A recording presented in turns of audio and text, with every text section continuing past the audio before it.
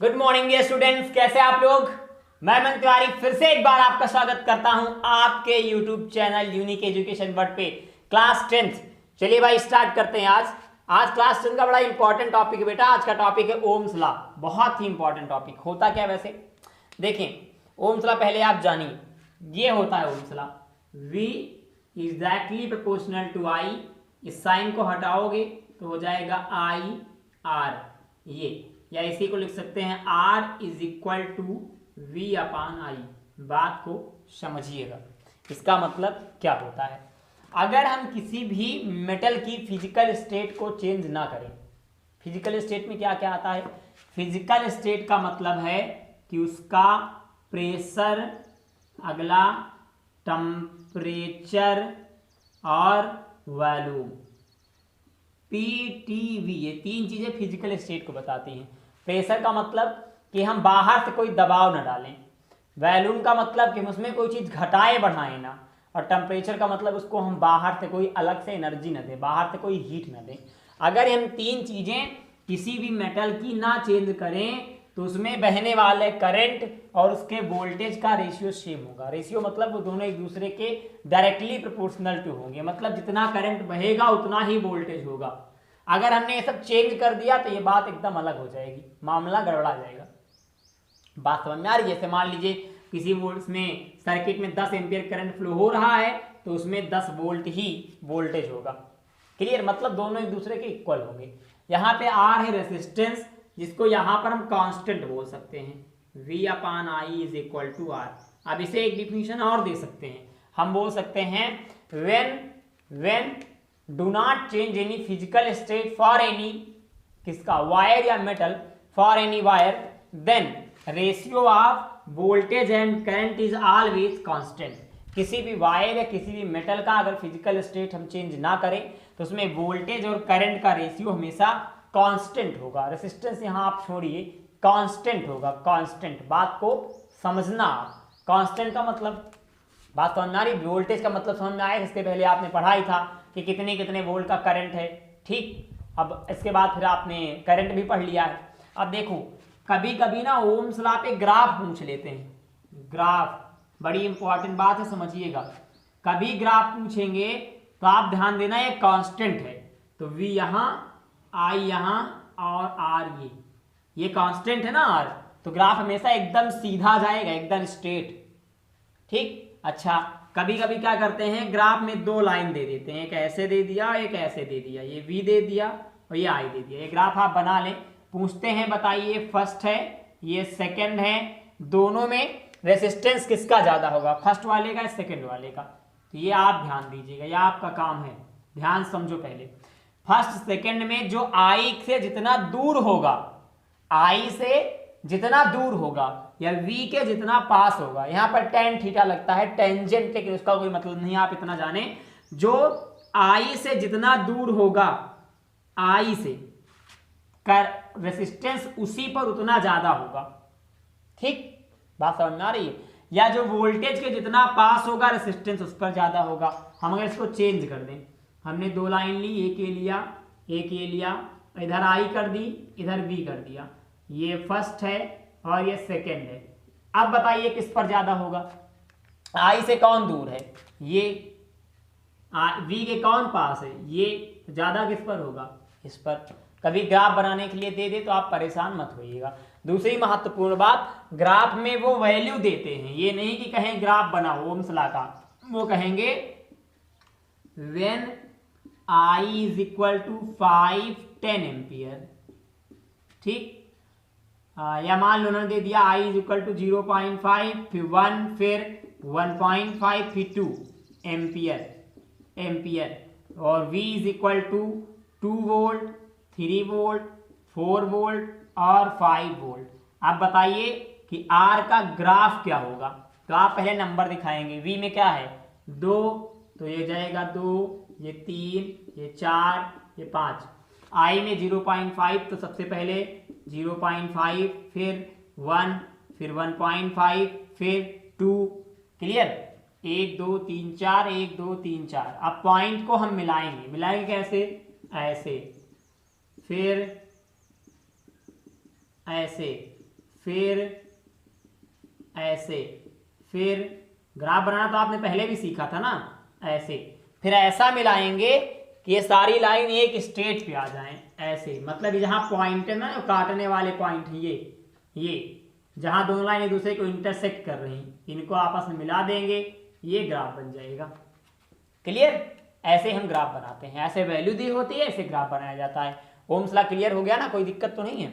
अगली बात रेसिस्टेंस की आई है, चलिए रेसिस्टेंस थोड़ा समझ लेते हैं। ओम्स लॉ में और जो दिक्कतें होंगी हम लोग आगे बात कर लेंगे, अभी जहां काम पड़ेगा। अगली बात है बेटा रेसिस्टेंस की, तो रेसिस्टेंस को आप ध्यान से देखें थोड़ा। चलिए भाई रेसिस्टेंस, अगर हम बात करें रेसिस्टेंस नामक वर्ड की, रेसिस्टेंस, तो हम आपको बता दें इसकी हिंदी होती है प्रतिरोधक, रोकना। जैसे आपने ब्रेकर देखा है, ब्रेकर, रोड पे ब्रेकर लगा होता है ना, तो रोड पे ब्रेकर क्या करता है, गाड़ी को सदा के लिए नहीं रोकता, लेकिन कुछ देर के लिए उसकी स्पीड को कम कर देता है। इसकी हिंदी होती है मंदक, किसी चीज को कम कर देना। वैसे रेसिस्टेंस क्या होता है, ये क्या करता है, करंट के मार्ग में बाधा उत्पन्न करता है। बाधा मतलब रुकावट उत्पन्न करता है। अगर हम डिफिनेशन करें रेसिस्टेंस तो क्या बनेगा, the property of a conductor to resist the flow of charge through it, या flow of current through it. मतलब मान लो कोई सीरीज में ये वायर है और यहाँ पे करंट आई फ्लो हो रहा है, तो यहाँ पर हम क्या करें, इसको इतना मोड़ दें ऐसे ऐसे, ये होता है रेसिस्टेंस लगा देना, ये आर है, ठीक। अब अगर हम मान लें यहाँ 10 ओम का रेसिस्टेंस लगा दें, इसकी जो यूनिट होती है बेटा ना, वो ओम होती है, ओम, उसका साइन ऐसे होता है। अब रेसिस्टेंस क्या करता है, करंट बह रहा है तो इसको रास्ते में रोक देगा, जैसे करंट फ्लो हो रहा है इसको रास्ते में रोकेगा, रोकेगा मतलब इसकी स्पीड को कम कर देगा। जैसे रोड पर ब्रेकर, रोड बहुत अच्छी है, हाईवे है, आप भयंकर स्पीड से गाड़ी भगाए हैं और अचानक ब्रेकर आ गया, तो आपको स्पीड क्या करनी पड़ती, धीमी करनी पड़ती है। अगर धीमे करेंगे तो ब्रेकर पार कर जाएंगे, नहीं करेंगे तब भी ब्रेकर पार कर जाएंगे। लेकिन अगर धीमे करेंगे और फिर ब्रेकर पार करेंगे तो आप आसानी से घर पहुंच जाएंगे, मतलब खुद से जाएंगे। और अगर गाड़ी धीर नहीं करेंगे, उसी स्पीड में ब्रेकर पार करेंगे, तो आप घर ले जाएंगे, स्वतः नहीं जा पाएंगे। दोनों हमने अंतर बता दिया, बट फिजिक्स के टीचर है ना, तो एक्सप्लेन करना पड़ता है, ठीक है। ऐसे मैंने हटाया, ये आई करंट फ्लो हो रहा है, इसकी रेसिस्टेंस की मतलब इसकी यूनिट ओम होती है, ये आपको रेसिस्टेंस दिख ही रहा है, इसका साइन ऐसे होता है। बाकी बातें हम लोग थोड़ा और आगे कर लेंगे ना। अच्छा, इसे दो तरीके से जोड़ा जाता है, एक रेसिस्टेंस को हम सीरीज में जोड़ सकते हैं, एक हम पैरेलल में जोड़ सकते हैं। लेकिन उससे पहले हम 1 ओम की डिफिनेशन जान लें। 1 ओम समझिए, 1 ओम होता क्या है। देखिए फॉर्मूला आपने भी पढ़ा था, R is equal to V upon I. अगर वोल्टेज को 1 वोल्ट कर दें और I को 1 एम्पियर कर दें तो बुरा मत मानना, R is equal to 1 ohm हो जाएगा। डिफिनीशन कैसे बनेगी, when 1 ampere current flow in any circuit then voltage in 1 volt and unit of resistance is 1 ohm. अगर किसी वायर में 1 एम्पियर का करंट फ्लो हो और उसका वोल्टेज 1 वोल्ट हो, तो उसमें रेसिस्टेंस की यूनिट 1 ओम होगी। क्लियर? चलो इसे मैंने थोड़ा सा हटाया। अब हटाने के बाद अगर हम अगली बात करें तो रेसिस्टेंस को हमने भी 2 मिनट पहले बताया कि 2-3 चीजों में हम जोड़ते हैं, हाँ, लेकिन ये तो डेरिवेशन छोटा सा आगे पढ़ लेंगे। अगला टॉपिक हम आपको बता देंगे रियोस्टेट। आपने नाम सुना होगा, नहीं सुना तो अभी सुन लीजिए। रियोस्टेट कहते हैं इसको। आपने इसको अभी आप 10th में जाएंगे तो आपको लैब में भी भेजा जाएगा। डिफिनीशन क्या होती है, वेरिएबल रेसिस्टेंस और rheostat is a component used to regular current without changing the source of voltage.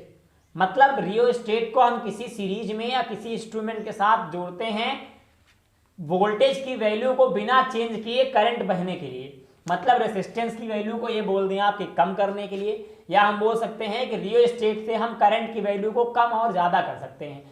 Rheostat लगाने से करंट बिना वोल्टेज की वैल्यू चेंज हुए बढ़ता है, मतलब ओम्स लॉ का फॉलो करने लगता है। दोबारा डिफिनीशन आप चाहे सुन लें। इन्होंने कहा है a component used to regular current without changing the source of voltage. मान लीजिए कहीं हमने रियोस्टेट, मान लो ये कोई सर्किट है, ये हमने इसमें रियोस्टेट कहीं कनेक्ट कर दिया, या मान लीजिए रेसिस्टेंस लगा है, अब ये हमने रियोस्टेट लगा दिया, ये ये हमने रियोस्टेट लगाया। अब रियोस्टेट लगाने से जो करंट यहाँ जाएगा फिर इधर निकलेगा, तो ये पूरा का पूरा करंट अगर यहाँ से कम वैल्यू आई, इसमें वैल्यू रुकेगी, पर रेसिस्टेंस क्या करेगा, वैल्यू को पहले करंट को रोकेगा। तो यहाँ जितना करंट जाएगा ये करंट को इंक्रीज डिक्रीज करके इधर पार करेगा। अगर मान लो यहाँ से 10 एम्पियर का करंट निकला, ठीक है, और यहाँ रेसिस्टेंस ने उसको रोक लिया, यहाँ तक जाते जाते ये करंट हो गया मान लो 6 एम्पियर का, तो ये क्या करेगा, इधर फिर 10 ही एम्पियर का करंट भेजेगा। मतलब इसका काम होता है करंट की वैल्यू को इंक्रीज और डिक्रीज कर देना, थोड़ा कम ज़्यादा करना, ये करंट को मैनेज करता है। और ये मतलब किसी भी जिस भी सर्किट में लगेगा उस सर्किट में करंट फ्लो होगा लेकिन वोल्टेज चेंज नहीं होगा, वो सेम रहेगा, केवल करंट की वैल्यू में कम ज़्यादा होगा। ऐसे अगर इसको ना लगाएं तो जैसे ही अभी आपने ओम्स लॉ में पढ़ा ना कि ये क्या V directly proportional to I, जैसे वोल्टेज घटाओगे बढ़ाओगे करंट तुरंत घटने बढ़ने लगेगा, तुरंत ही घटेगा बढ़ेगा। लेकिन यहाँ पर अगर इसको लगा देंगे तो करंट की वैल्यू कम ज़्यादा होगी लेकिन वोल्टेज पे कोई इफेक्ट नहीं पड़ेगा, वोल्टेज जितना है उतना ही रहेगा। क्लियर? हाँ सर हो गया। आगे देखो हम समझते हैं थोड़ा सा, ये हो गया आपका रियोस्टेट। अब नेक्स्ट बात ये आती है कि रेसिस्टेंस किस पर डिपेंड करता है। लिखेंगे डिपेंड फैक्टर्स,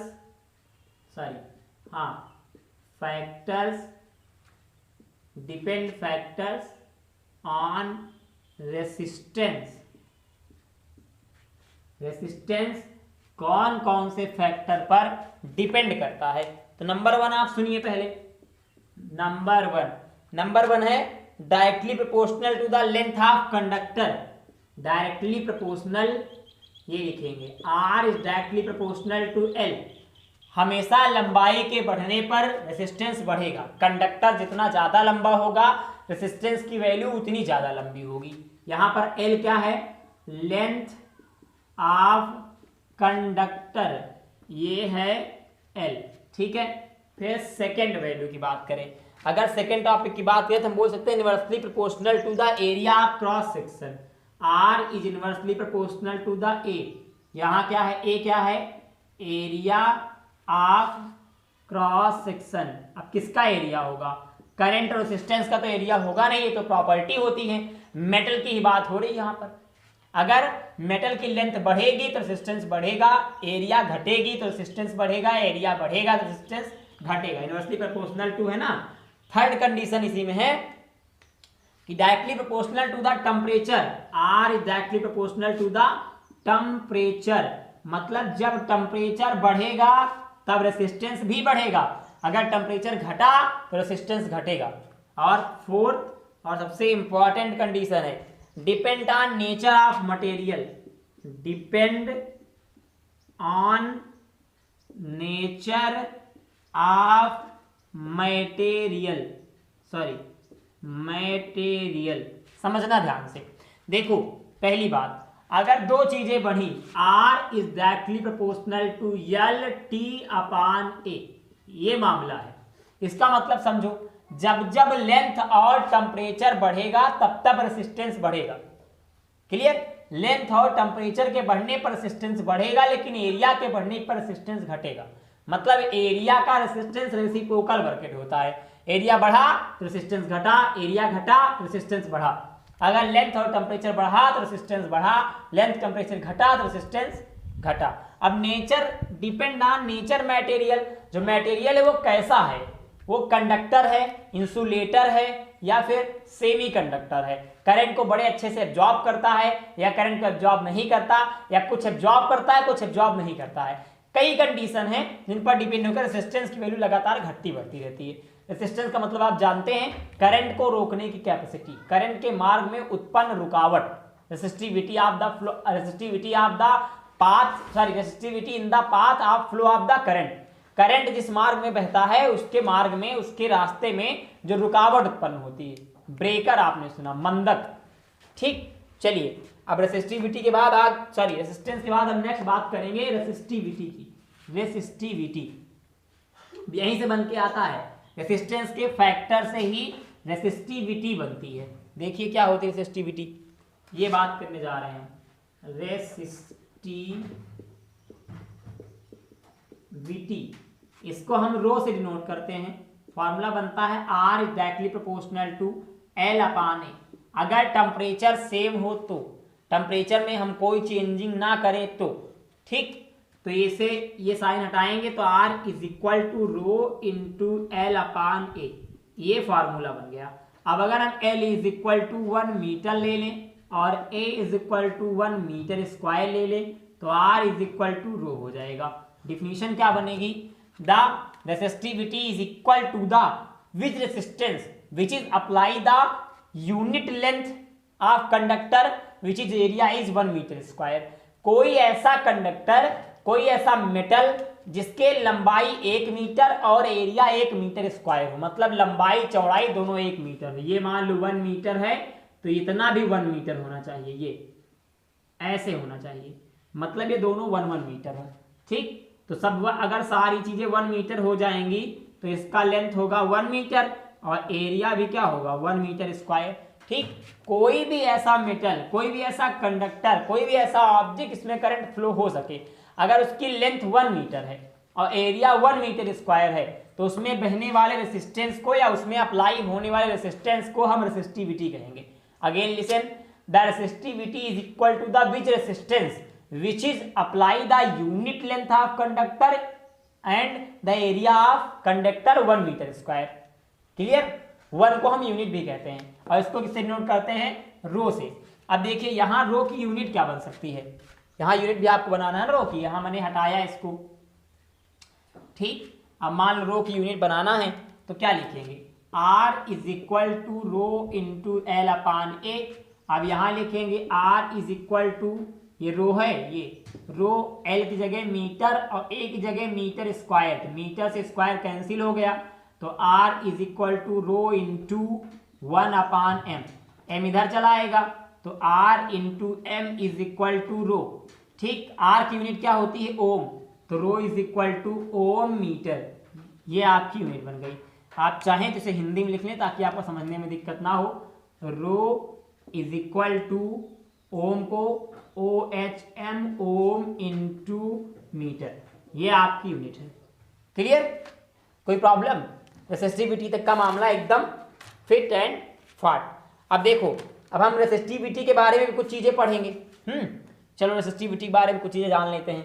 ये किस पे डिपेंड करता है, इसकी क्वालिटी क्या होती है रेसिस्टिविटी की, कैसे पहचानते हैं इसको। हाँ देखिए भाई, हाँ अच्छा, फिर आप जानो, अगर मान लो कोई मेटल है या कोई वायर है और उसकी लंबाई चौड़ाई ज्यादा है, ज्यादा मतलब मान लो उसकी लंबाई 5 मीटर है, ठीक, चौड़ाई 10 मीटर है, ऐसी कंडीशन में अगर उस पर कोई रेसिस्टेंस अप्लाई होगा तो उसको हम रेसिस्टिविटी नहीं कहेंगे। रेसिस्टिविटी कब कहेंगे? जब उसकी लंबाई चौड़ाई दोनों 1-1 मीटर होगी, या दोनों 5-5 मीटर होगी, या दोनों 10-10 मीटर होगी, मतलब दोनों सेम होंगी जो कट के एक बना दें।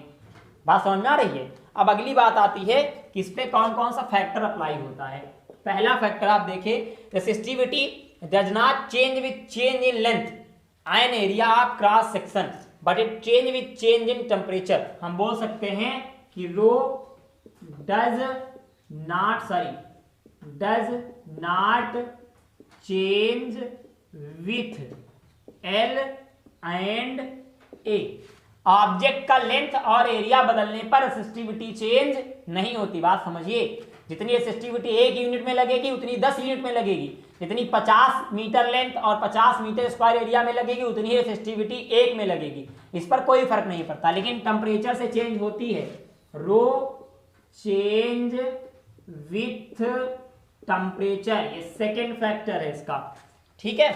थर्ड है इसका range of resistivity of metals and in, क्या लिखेंगे? Range of rho for metal और एलाउ कितना करता है? 10⁻⁸ से 10⁻⁸ से 10⁻⁶ ओम मीटर, इसका थर्ड फैक्टर है, ठीक। हम बात करें अगर फोर्थ फैक्टर की, तो resistivity to alloy is generally higher than its constant material, constituent material. अगर मतलब rho is maximum for constituent material. Constituent material कैसे? हमने बताया ना, जिसका करंट और वोल्टेज दोनों क्या हो, सेम हो, वहां पर रेसिस्टिविटी ज्यादा होगी। और लगातार कम ज्यादा हुआ तो इफेक्ट तो नहीं पड़ेगा, लेकिन टेम्परेचर पे इफेक्ट तो पड़ेगा ना, टेम्परेचर बदलेगा तो रेसिस्टिविटी कम ज्यादा होती रहेगी। आगे बात है कि copper and aluminium are used for electrical transmission lines as they have low resistivity. हम ये बोल सकते हैं कि copper and aluminium has low resistivity, मतलब लो रो, ठीक। Alloy do not oxidise readily at high temperature, so they are commonly use in electrical heating device. ठीक, इतनी बात क्लियर हो गई। इंपॉर्टेंट बात यह है कि हीटिंग डिवाइस में क्या क्या यूज होता है, कौन कौन से मटेरियल हैं जिनको हम हीटिंग डिवाइस में यूज करते हैं, जिसको एलाओ कहते हैं। एलाओ, या आपने कॉपर देखा होगा कहीं कहीं पर यूज होता है, कॉपर सोचो यूज होता है कि नहीं आप जानिए, ठीक है। मतलब हाँ, कॉपर यूज होता है, एल्यूमिनियम यूज होता है, इनका सबका यूज कहाँ होता है। देखिए घरों में जो तार लगे होते हैं, तार, उसमें देखो जस्ता लगा होता है, पीतल लगा होता है, जो कटिया लगाते हैं तार से, जो गांव में जो तार आता है उससे जो घर के तार से फंसाते हैं, उसमें देखो तांबा वांबा जो यूज करते हैं, कॉपर वगैरह कुछ, ठीक। क्यों यूज करते हैं, क्योंकि ये ऑक्सीडाइज नहीं होते। ऑक्सीडाइज का मतलब अलाउड डज नॉट ऑक्सीडाइज, मतलब ये ना तो अपने करंट दूसरे तार में ट्रांसफर करते हैं, ना दूसरे से अपने में लेते हैं। ऑक्सीडाइज का मतलब क्या होता है, ऑक्सीडाइज वो होता है जो रिड्यूस हो जाता है, ओ सॉरी, जो हाइड्रोजन गेन करे ऑक्सीजन लॉस करे। ये ना तो हाइड्रोजन गेन करते हैं ना ऑक्सीजन लॉस करते हैं, ये कांस्टेंट रहते हैं। और बल्कि इनके लिए ना रो ऑलवेज लो होता है, रेसिस्टिविटी की वैल्यू कम होती है, बहुत कम होती है। जिस ऑब्जेक्ट की या जिस मेटल की रेसिस्टिविटी की वैल्यू जितनी कम होगी, वह मेटल इलेक्ट्रिसिटी से उतना ही ज्यादा व्यवहार रखेगा, उतना ज्यादा इलेक्ट्रिसिटी का अब्जॉर्ब करेगा, क्योंकि इलेक्ट्रिसिटी रेसिस्टेंस पे डिपेंड करती है। रेसिस्टेंस के बराबर होती है, और रेसिस्टेंस का मतलब आर, आर का मतलब रुकावट, मतलब मंदक। तो जिस ऑब्जेक्ट में रुकावट कम होगी उसमें करंट ज्यादा अच्छा बहेगा, जिस रोड पे ब्रेकर कम होगा उस रोड पे गाड़ी की स्पीड और ज्यादा होगी। इतनी बात क्लियर हो गई, यहां तक कोई प्रॉब्लम किसी को ना। चलिए अच्छा, इसके बाद हम बात करेंगे कि रेसिस्टेंस को पैरेलल और सीरीज में कैसे जोड़ते हैं, लेकिन ये बात हम करेंगे नेक्स्ट वीडियो में। इस वीडियो में बस इतना ही आपको जानना है, और अभी आप इतना ही पढ़िएगा, कंप्लीट करिएगा इसको, फिर हम आपको नेक्स्ट वीडियो देते हैं नेक्स्ट डे। ओके, जय हिंद, जय भारत।